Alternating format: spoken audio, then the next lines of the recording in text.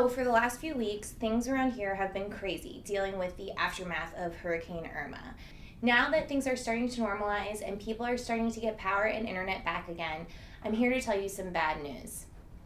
There's a chance your personal information might have been stolen. So a couple of weeks ago, Equifax, one of the 3 big credit reporting bureaus in the country, announced that there was an incident in which they were hacked and 143 million Americans' personal information was taken off of one of their servers. In the days after the breach was announced, a lot of people started saying that the best way to protect yourself against future identity theft was to freeze your credit reports. So I usually talk about food, but as a victim of identity theft and someone that's had to freeze my accounts before, I'm going to review freezing your credit.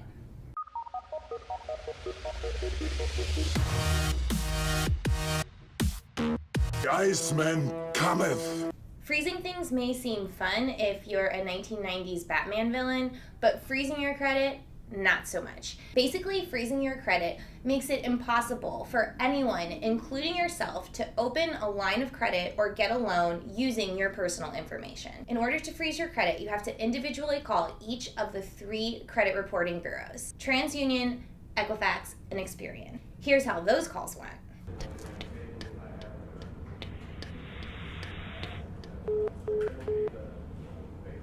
Setting up the freeze, 0 stars. One of the agencies straight up hung up on me. Couldn't even get through to a menu.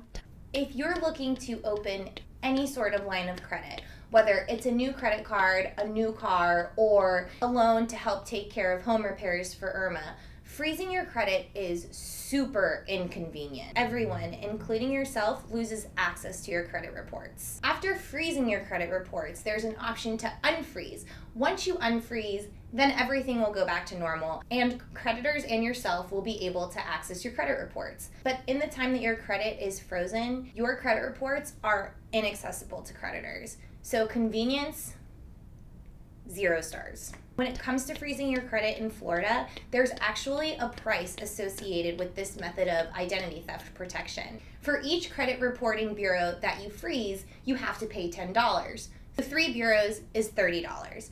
Equifax, the company that was breached, is waiving that fee, but that's still $20 for the other 2 agencies. On top of that, it's another $10 per agency to unfreeze your account. So in Florida, you're looking at an upwards of $60 just to protect your identity. Price, in Florida, 0 stars. Freezing your credit is the most drastic measure you can take to protect yourself against identity theft. But you know what sucks more than freezing your credit?